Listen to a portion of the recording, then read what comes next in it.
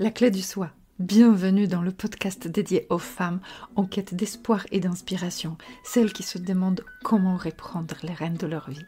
Chaque semaine, nous explorons les outils pour mieux comprendre ce qui se passe en nous et autour de nous. Je suis Julita, votre guide dans cette aventure de la découverte de soi. Je partagerai avec vous des outils pratiques pour relever les défis de la vie. Je vous réserve également des rencontres inspirantes avec des invités passionnants. Abonnez-vous dès maintenant et ensemble, ouvrons les portes vers une vie épanouissante. J'ai le plaisir de recevoir aujourd'hui Patrick Heurtaud. Le podcast est enregistré en direct. Patrick est en face de moi. Un grand plaisir. Bonjour Patrick. Bonjour Julita.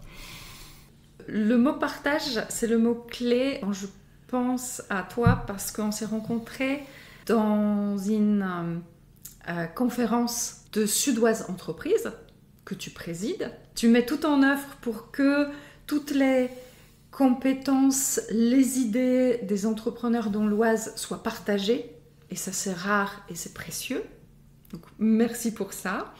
Et puis, c'était une conférence où je t'ai vu déguisé au cow-boy. Je me suis demandé, mais qu'est-ce que c'est ce bonhomme ?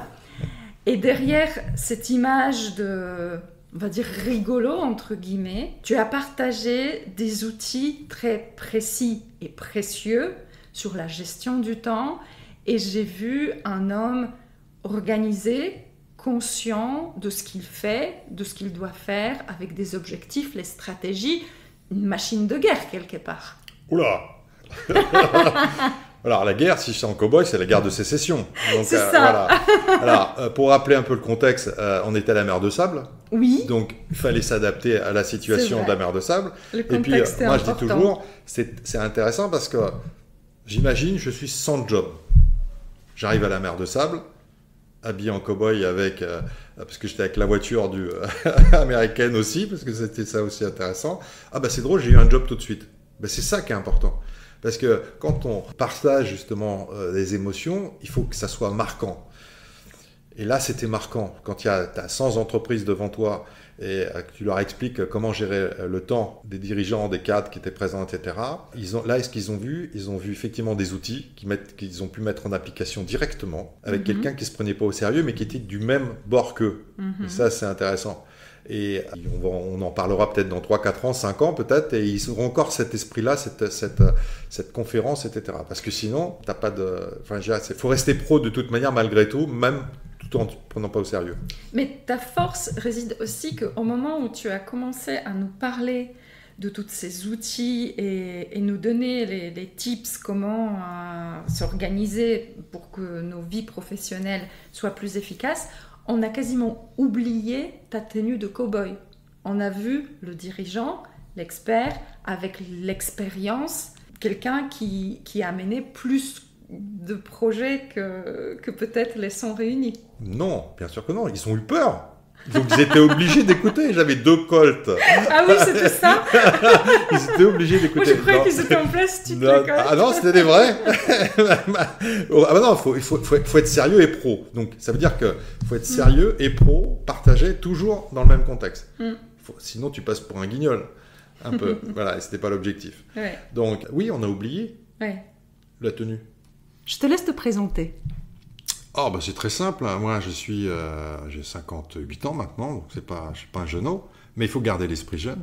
Regardez, 25 ans d'âge, comme je dis toujours, et me présenter d'un point de vue professionnel. Donc moi, ça fait à peu près 30 ans que je fais, 35 ans que je fais de l'industrie, et donc de l'industrie dans le domaine des systèmes d'information et de l'électronique digitale. Et j'ai travaillé pour 3-4 groupes importants, tous étrangers. Donc, et je suis désormais président d'une entreprise qui s'occupe des projets complexes dans le domaine des prestations de services, toujours dans le domaine de l'électronique digitale. Et j'ai une petite équipe qui travaille sur différents pays dans ce domaine-là. Voilà. Alors, moi, ce qui me plaît, c'est que derrière un homme que j'ai vu avec beaucoup de force de dérision, qui ne prend pas toujours la vie au sérieux, il y a une grande expertise, il y a ce expert des projet complexe. Et il y a un homme de courage et de conviction. Et c'est ce côté-là qui m'intéresse. Ah ben écoute, je suis un peu touché par ce genre de réflexion. Faut effectivement pas se prendre au sérieux. À quoi ça sert de se prendre au sérieux? Puisque de toute manière, aujourd'hui, t'en as tellement qui sont autour et qui prennent pas la vie du bon côté qu'aujourd'hui, avoir cette expertise sans se prendre au sérieux, c'est aussi transmettre et partager, je dirais, son savoir-faire avec les autres. Et moi, j'aime bien faire ça. C'est-à-dire qu'en France, la méthodologie française, c'est de garder les informations pour soi en disant « j'ai le pouvoir ». Non, moi, ça ne m'intéresse pas, ça. Moi, partager les informations avec d'autres sur différents sujets, ou apprendre, ce qu'on apprend tous les jours, ça, c'est plutôt quelque chose qui m'intéresse, et ça, c'est bon. Prendre les choses avec dérision, c'est aussi avoir cet aspect sensible du chef d'entreprise aujourd'hui qui est accessible. Et ça, c'est important parce que quand on est en face de gens de différents talents, les talents, il faut apprendre. Et on apprend tous les jours. Et ça, c'est important. Et c'est aussi partagé parce que le but, c'était aussi de libérer cette information qu'on n'est pas seul à avoir comme propriété. Alors, après cette introduction, moi, j'aimerais revenir sur ton parcours parce que je sais que tu as une formation solide. Tu nous en parleras si tu veux. Ensuite, tu as une vie professionnelle riche en expérience dans les domaines assez précis. Tout ça a demandé souvent des sorties de zone de confort. Comment tu as géré tout ça? Comment gérer la sortie de la zone de confort? Le fait de ne pas te prendre au sérieux, mais d'avoir un background suffisamment solide, je peux en parler, je suis sorti de l'école à 26 ans. J'ai à la fois un background technique dans le biomédical et d'imagerie, traitement d'images, mais également un background dans la partie marketing international et dans le management. Donc déjà, ça te donne des outils. Ces outils-là, c'est des choses que tu apprends, qui te permettent justement de raisonner et d'appréhender toutes les situations. En tout cas, ça te donne un maximum de chances d'appréhender toutes les situations que tu vas rencontrer dans ta carrière. Ça, c'est important. Donc, donc tu as ta zone de confort, elle a une limite. On a tous une limite sur sa zone de confort. Et ces outils-là, quand tu les mets en application dans tous les domaines, c'est vrai dans le domaine privé, c'est vrai dans le domaine professionnel, quand tu as à gérer par exemple des projets, puisqu'on parlait des projets complexes tout à l'heure, on fait comme les mathématiques, c'est-à-dire qu'on prend le projet dans sa globalité et on le découpe en petits morceaux simples. Et quand tu les as découpés en petits morceaux simples, et après tu les réunis, c'est un peu comme le Rubik's Cube. Le Rubik's Cube, c'est complexe. Mais on ne le découpe pas, le Rubik's Cube. On ne le découpe pas, mais tu as combien d'étapes? Tu peux le faire les yeux fermés. Oui. Tu fais ton ordre, qu'importe le moment où tu vas prendre le Rubik's Cube, tu vas y arriver dans tous les cas de figure. Donc tu l'as découpé en 127 morceaux faciles qui te permettent justement d'appréhender et de sortir de ta zone de confort. Et c'est ça qui est intéressant. Après c'est la vie qui te guide. Est-ce que dans la vie hors cadre strictement professionnel, tu appliques ce fonctionnement de découper en morceaux? Moi, je dis toujours que ce soit dans la vie professionnelle ou dans la vie privée, quel que soit ce que tu as à faire, il y a un critère de base qui est simple, c'est taux de plaisir sur taux de contrainte. Quand les contraintes sont plus importantes que les plaisirs, il faut arrêter, il ne faut pas le faire. Dans le professionnel, des fois, tu es un peu obligé. Donc, il faut faire en sorte que tu mettes les plaisirs, de toute manière, au-dessus des contraintes. Donc, moi, dans ma vie professionnelle, c'est ce que j'ai fait. Pour exemple, je ne comprends pas ceux qui vont faire 3-4 heures par jour de transport pour aller gagner 300, 400, 500 euros de plus, alors que s'ils travaillaient proche de chez eux, ils seraient beaucoup plus heureux et ils gagneraient quasiment la même chose, tout confondu. Et ils ont oublié le critère santé, le critère temps, le critère stress, qui de toute manière leur ralentit la vie ou la durée de vie, je dirais, par rapport à ça. Donc, c'est pour ça que je parle de taux de plaisir. Et que la différence aujourd'hui, t'enlèves ces contraintes, parce que c'est une contrainte aujourd'hui. Donc, il faut se mettre le maximum de chances de son côté pour faire ce que tu as envie de faire. Je suis contente que tu abordes la question du temps, parce que je trouve que c'est une ressource. Moi, je considère ça comme une ressource qui est beaucoup trop sous-estimée. Peut-être on prend un peu de conscience, mais on va courir dans la vie après l'argent, on va courir après le pouvoir, en oubliant que la seule ressource qui n'est pas renouvelable et qu'on ne peut pas rattraper, c'est le temps. Aujourd'hui, ce qui est important, c'est qu'on a tous la tête dans le guidon. Mais aussi, on a des outils qui sont des outils formidables qu'il faut mettre en application. C'est fini le papier. Le papier, aujourd'hui, c'est fini. Dit Patrick devant mes feuilles de papier où je notais mes questions. Exactement. Normalement, tu ne devrais plus avoir de papier. Quand j'ai expliqué à, je sais pas, une cinquantaine de sociétés, il y a 5 ans, que la digitalisation d'entreprise, c'était une évidence et qu'il fallait absolument la faire avec tout ce que ça comportait derrière en termes d'étapes pour rendre une entreprise digitale, même quand tu fais de la production. Je leur ai dit, ils sont tous moqués quasiment de moi quand je leur ai dit, hein, dans 3 ans, vous êtes soit racheté, soit vous allez déposer le bilan. C'était il y a 5 ans. C'est arrivé. C'est arrivé. Il y a eu le Covid entre-temps, heureusement, pour ces sociétés-là qui se sont bougées un petit peu pour justement se rendre digitales. Mais aujourd'hui, c'est fini le papier. Quand tu digitalises ton entreprise, tu gagnes à peu près 50% de ton temps pour faire autre chose. Par jour, ce que j'essaye de faire, moi, c'est de me garder 1 heure pour faire autre chose ou gérer l'urgence. Gérer un cas difficile. Mais le temps, à la limite, dans les entreprises, aujourd'hui, on a pris conscience du temps, on cherche à gagner du temps, à optimiser le temps. Mais moi, je parle de nos vies privées. Parfois, on se laisse envahir par les demandes de services divers et variés. Et on se dit, ça ne me coûte rien, je veux bien le faire, c'est 3 heures. Mais ces 3 heures ont un prix. C'est le prix qui, en effet cumulé, au bout de X temps, alors ça peut être en semaines, en mois ou en années, on va dire, non mais lui, je fais tout ça pour lui et il ne me rend pas. Alors je prends toujours comme exemple, moi, celui qui fume. En effet cumulé, ouais. En effet cumulé, en temps, en prix, en coût, etc. Et moi, ça m'a...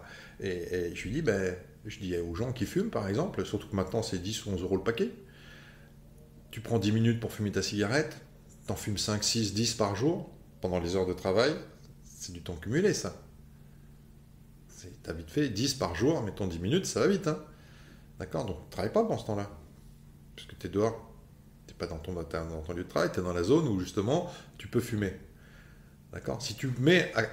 si tu élimines ce point-là, si tu arrives à éliminer ce point-là, et si, en plus, tu fais un rapport coût en face, au bout de quelques années, tu peux t'acheter la plus belle voiture du monde, hein, quasiment. Hein. Alors, moi, quand on parle de la cigarette, c'est l'autre côté du temps qui m'intéresse. C'est celui qu'on s'enlève parce qu'on nuit à notre santé. Alors ça, il y a ça, en plus, de toute façon, je ne l'ai pas abordé, la santé, avec ça, c'est clair. Mais aujourd'hui, qu'est-ce qui est important? Vous avez des gens qui disent, oh, moi, j'ai jamais le temps, je suis la tête dans le guidon, je travaille 12-13 heures par jour, etc. Alors bon, ok, c'est possible. Mais quand tu analyses un petit peu les 12 ou 13 heures par jour en termes d'efficacité de boulot, tu t'aperçois qu'en réalité, l'efficacité de boulot, c'est 3-4 heures. C'est-à-dire que la personne qui dit « moi, je suis débordé parce que je travaille 12 ou 13 heures par jour », en réalité, il ne travaille que 3 ou 4. Parce qu'il fait plein d'autres trucs qui ne sont pas... soit il est par mon et par vos, soit il fait pas ci et ça, etc. Puis il n'utilise pas. Ou il n'utilise pas les outils modernes, aujourd'hui. Et après, je suis débordé. « Ah ouais, mais je peux pas, mais moi, je suis débordé. Ah, je suis sur 3 sites et tout ça. » Machin, etc. Je prends l'exemple, à un moment donné, avant le Covid... Justement, nous, on avait équipé, l'entreprise, on a équipé tout de suite la visioconférence. On l'avait équipé déjà depuis très longtemps. On a même fait monter une fibre optique dédiée. Dans le village, on était les seuls à avoir fait ça. Il y en a, ils m'ont dit, ouais, tu te rends pas compte, l'investissement, machin, etc. Oui, mais le temps gagné en face, c'est incroyable. Moi, j'étais pas à partir là-bas à l'usine ou à la maison mère dans ma petite voiture où il fallait 5, 6 heures, 7 heures pour aller là-bas. Et pendant ce temps-là, je regardais les oiseaux ou les animaux dans la forêt, hein, en roulant sur l'autoroute. Enfin, c'est un peu ça. Donc, j'ai gagné du temps. Quand j'ai créé l'entreprise et dire, non, les bureaux, on va les mettre à côté. Tu gagnes du temps. Donc, si tu arrives à travailler le matin de 8h30 à 17h pendant 1 heure le midi, pour un cadre, je dis bien, mais tu es vraiment la tête dans le guidon. Je peux te dire, le nombre de tâches que tu abats pendant cette période-là, c'est énorme. Donc, on comprend bien que la question du temps te tient à cœur. Oui et non, enfin, je veux dire, le temps. Mais une fois qu'en dehors de ces heures-là, tu fais des tâches privées. C'est des tâches privées de toute nature qui te font plaisir. Tu peux aller faire du sport, tu peux aller bricoler, tu peux, faire ton potager, par exemple. Tu peux faire, du paysagiste, tu peux bricoler, rénover ta maison, ou tu vois. Ouais. Ou regarder la télé, si tu veux, parce que tu te dis, aujourd'hui, je suis fatigué, donc je pars, je vais dans mon canapé et je regarde un film. C'est aussi ça. Puis pendant ce temps-là, mince, dans le film, je pense à plein de choses. Mais Patrick, si je t'écoute, je vois que dans ta vie, tu as relevé plusieurs défis. Comment tu as vécu les sorties de zone de confort ? Les sorties de zone de confort, de toute manière, c'est assez régulier, ça. C'est-à-dire qu'à partir du moment où... Alors, déjà, dans la zone de confort, c'est quoi ? Déjà, moi, je dis ça, je reprends un terme qu'un de mes patrons disait auparavant, il disait toujours « no risk, no fun ». Un homme qui aimait le risque, alors ? Non, mais quand tu sors de ta zone de confort, tu prends un risque. Sauf que si tu sors pas de ta zone de confort, tu vas pas t'amuser. No fun. Mais tout le monde ne s'amuse pas dans la dimension de risque. Ça peut être paralysant. Pourquoi non ? Ah non. Non. Si tu es paralysé et tu commences à être comme ça, crispé sur toi-même, on t'a donné des outils pour avancer. C'est un peu comme dans la nature. Tu arrives dans une zone où tu ne connais pas, la forêt tu connais pas, tu n'as pas de moyens de navigation, des choses comme ça, donc tu n'es plus dans ta zone de confort, parce que tu as la forêt, tous les endroits se ressemblent. Donc, il y en a qui paniquent. C'est ça. Et moi, quand on a fait, justement, j'ai fait quelques stages de commando, etc. Et quand tu lâches des gens qui sont censés être fiers ou qui sont forts, c'est le terme que je cherchais. Aguerris. Ils ne savent pas où aller. Là, c'est intéressant. C'est aussi ça, la zone de confort. Bien sûr. Donc, on te donne des outils aujourd'hui dans la vie, et ça, l'éducation te donne, que ce soit l'éducation privée, enfin, tes parents te l'ont donné, ou la famille. Puis après, tu as l'éducation, les écoles, l'éducation, plutôt professionnelle. Et donc, ces outils-là te permettent d'avancer et te donner tous les moyens pour sortir de ta zone de confort. Puis après, tu t'adaptes en fonction de la situation. Puis après, tu as ton propre caractère. Ça, bien c'est sûr, important. parce que là, tu abordes les différents niveaux de confiance en soi. Donc, le premier, c'est la confiance en ses compétences. Donc, effectivement, c'est celle qu'on va acquérir dans une formation ou en faisant un métier. Le problème, c'est qu'une fois qu'on sort de ce cadre-là et on se sépare de ces compétences-là, on arrive dans un domaine inconnu, cette confiance-là, elle chute. Donc, on doit pallier avec le niveau 2, c'est la confiance dans ses capacités. Oui.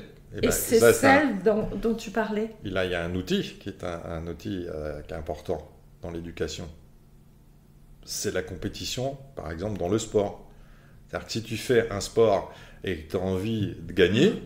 C'est vrai. Parce que l'objectif, c'est de gagner. Mais pas gagner à tout prix. Ce qu'il faut, c'est justement... Si tu as l'esprit de compétiteur en permanence aujourd'hui... Est-ce que tu es compétiteur ? Non, depuis toujours. C'est ça qui est important. C'est ça qui te permet justement... Parce que là... En gros, quand tu sors de ta zone de confort, tu es presque avec, comme à l'examen où tu es devant ta feuille blanche et puis des fois, tu ne sais pas sortir un mot. Donc là, tu te raisonnes un peu. Ce qui te permet de raisonner, c'est la capacité de pouvoir te concentrer à penser à autre chose que la feuille blanche. Et c'est ça qui est intéressant. Le sport t'aide parce que ça te permet d'avoir le mental. Et il faut garder le mental. Sinon, tu déprimes, tu fais des burn-out. Tous, hein. Ouais. Alors ça, je dis toujours, moi, à tous celui qui me dit oh, bon, moi, je suis un homme fort ou je suis une femme forte. Tous les chefs d'entreprise, sans exception, ont tous fait un burn-out ou un petit coup au moral dans leur carrière. Ceux qui me disent c'est pas vrai, ça je les crois pas. Mm.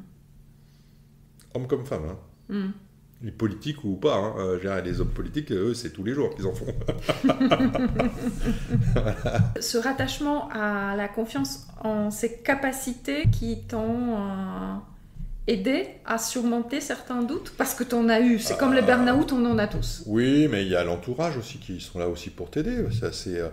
Tu t'appuies aussi quand tu travailles dans une entreprise sur tes collaborateurs, sur une organisation. Donc, si tu as des projets à gérer ou si tu as des dossiers à gérer qui sont importants, tu as aussi la capacité de pouvoir aussi consulter tes collaborateurs ou consulter d'autres personnes. Suédoise Entreprise aujourd'hui, par exemple, là, dont je suis le responsable dans le club, c'est quoi? La première chose, c'est de lutter contre la solitude du chef d'entreprise. Ouais. Qui régulièrement est tout seul à prendre des décisions importantes, tant sur sa stratégie d'entreprise, ou quand il a un cas à gérer, ou quand il a le Covid à gérer, par exemple. Ouais. Ça, c'était dramatique pour certains. Donc, et si tu n'as pas tes pairs qui sont là pour t'aider et pas te juger, parce qu'ils ne sont pas là pour te juger, tu sombres lamentablement. Et là, tu n'es plus dans ta zone de confort. Là, tu es carrément out de toute la zone. Donc, et ça c'est pas bon. Donc, voilà, après, faut pas se prendre au sérieux, et puis de temps en temps, faire un peu de dérision, c'est toujours intéressant. Donc, tiens, pourquoi pas faire du théâtre comme on a vu la dernière fois. Exactement. Lors du festival à quoi? Pourquoi pas? Ça, c'est intéressant. Qu'est-ce qui t'inspire aujourd'hui dans la vie? Qu'est-ce qui m'inspire? Ouais. Découverte. Puis le partage. Et comment tu nourris ces besoins au quotidien? Ça, faut être curieux, hein, déjà. Et tu l'es? T'es obligé. Si t'es pas curieux sur un sujet, ça n'a pas d'intérêt.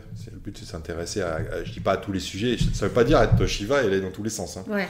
C'est pas ça. C'est simplement, c'est que quand t'as un sujet un peu sérieux, c'est souvent sérieux, hein, à gérer, il faut s'intéresser au sujet et puis aller dans le fond des choses. Parce que les gens ne vont pas au fond des choses. Voilà, au bureau, dans l'entreprise, j'ai des apprentis. Je leur apprends à faire ça. Encore ce matin au café, quand je leur ai dit, on va travailler sur un sujet, peu importe le sujet, et je leur ai dit, c'est pas moi, si vous m'envoyez le schéma que vous avez trouvé sur Internet, c'est retour à l'envoyeur. Hein. Moi, je veux que vous me donniez l'explication, et que vous alliez dans le fond des choses, et que vous devez anticiper mes questions. Et anticiper mes questions, ça va être compliqué, mais si vous arrivez à faire ça, vous allez gagner, parce que vous allez justement aller dans le fond des choses. Et ça, il y a beaucoup de gens qui font du superficiel. Donc la curiosité, le partage, tu as dit? Oui. Puis être pro. Hein. C'est quoi être pro? Être pro, c'est-à-dire qu'à partir du moment... quand on a des solutions ou des systèmes ou ou du partage à faire, il faut rester pro. Et ça, c'est vrai dans tous les domaines. Si tu n'es pas pro, je pense que tu ne vas pas être considéré. Mais surtout, là, on va considérer effectivement, tu m'as dit tout à l'heure, à la mer de sable, je suis arrivé en cow-boy, puis à la fin, on a vite oublié que j'avais un costume.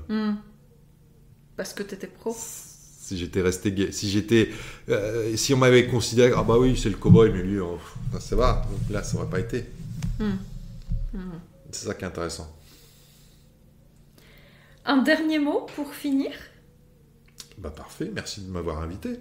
Merci pour tes partages. Voilà. Parce que j'aime beaucoup cette force d'avancer, de se poser des questions, mais des bonnes questions, d'avoir cette confiance en ses capacités.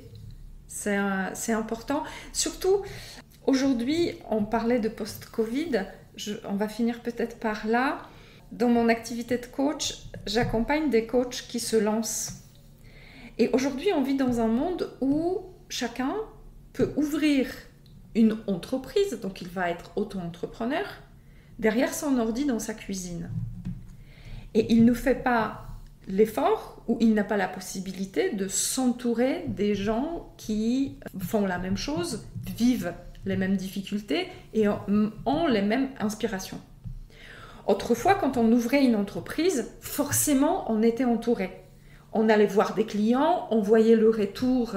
Quand notre produit n'allait pas, on le voyait tout de suite sur le visage de futurs clients. Aujourd'hui, on poste un truc sur des réseaux sociaux, il y a des likes de la famille, des amis par courtoisie, mais on ne sait pas quel est le retour. Et on se fait des nœuds au cerveau tout seul derrière son ordinateur. Alors, ça c'est un point, et ça ce sera probablement ma conclusion. Il ne faut jamais douter. C'est-à-dire qu'il ne faut jamais douter de ses capacités. Non, mais je plaisante pas. Je sais que tu ne plaisantes pas, mais c'est tellement... Il y a certains qui disent « Non, mais tu rigoles, comment je doute tous les jours. Oui, donc, comment faire pour ne pas douter ?» Voilà, comment faut faire pour ne pas douter? C'est comme tu jettes quelqu'un à l'eau et tu lui dis « Tu ne noies pas. » Moi, je me noie. Je plaisante, mais la première fois, moi, quand on a appris à nager, je ne savais pas nager. Oui, comment évidemment. Donc, ma moralité, oui, c'est trivial, mais qu'est-ce qu'on a fait? Le coach, en l'occurrence le prof de sport, il nous a balancé dans l'eau. Ah bah tu savais pas nager, ça fait drôle, non? Et pourtant, on a appris à surmonter ses peurs. Ce que je veux dire par là, c'est ne jamais douter, garder le mental et qu'on ait tous des talents, même si on n'a pas l'impression d'en avoir. Je prends un exemple tout simple. La dernière Afterworks qu'on a fait, à la Forêt, j'ai vu une dame, alors je ne vais pas citer son nom ni sa fonction, mais elle était en recherche d'emploi, elle voulait complètement, ça faisait 25 ans qu'elle était dans le même métier, enfin dans les mêmes types de métiers, et elle voulait changer, mais elle me dit, je ne sais rien faire. À part ça, je ne sais rien faire. Alors, en 5 minutes, j'ai posé 3-4 questions, elle savait faire plein de choses. Son visage a complètement changé. Ouais. C'est ça, il ne faut jamais douter de soi et de ses capacités.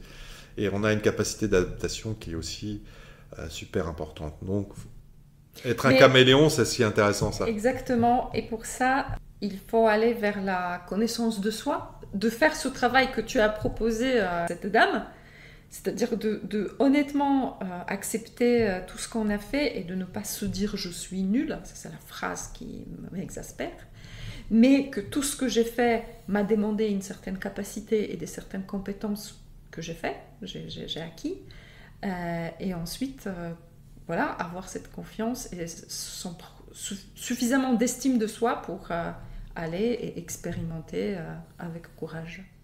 Est-ce que ça te va qu'on finisse là-dessus? On finisse là-dessus, pas de problème. Donc, on va faire l'inverse maintenant. C'est moi qui vais te poser les questions. Ah mais ça, on fera en off. Ce sera pour un autre épisode. En tout cas, merci beaucoup, Patrick. C'est moi qui te remercie. Pour ta disponibilité, ton temps, ta gentillesse et ton professionnalisme. Un grand merci pour avoir écouté cet épisode de La Clé de Soi. Je vous invite à découvrir d'autres partages et d'autres personnalités dans les différents épisodes de ce podcast.